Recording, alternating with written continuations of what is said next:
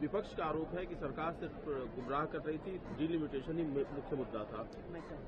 बिल्कुल नहीं था। जिस तरह से प्रधानमंत्री ने जब सदन में कहा और गृह मंत्री ने स्पष्टता कहा, जिस तरह से कह रहे थे कि साहब दक्षिण राज्यों की सीटें कम हो जाएंगी और अगर डिलिमिटेशंस होंगी तो निश्चित तौर से इसका बहुत बड़ा नुकसान होगा, बढ़ जाएगा।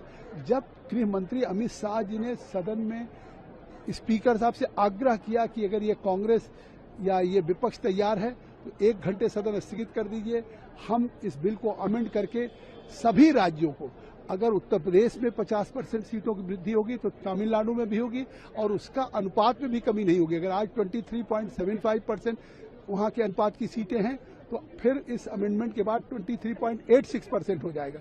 तो इस सब स्पष्टता के बाद भी फिर केसी वेणुगोपाल अगर ये कहें कि 2026 के जनगणना से होना चाहिए तो इससे साफ है कि डिलिमिटेशन का विरोध नहीं था।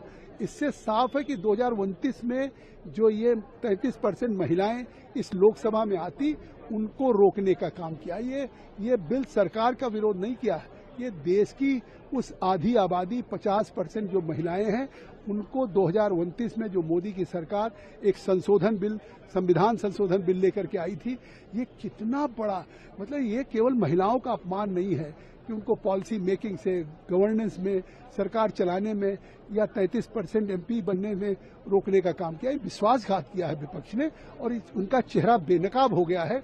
देश में उनको इस 50% जनसंख्या के जवाब देना पड़ेगा। आज महिलाओं की कॉम्पिटेंसी पे कोई सवाल है? आज इसरो में बड़ी बड़ी वैज्ञानिक हैं, फाइटर पायलट हैं।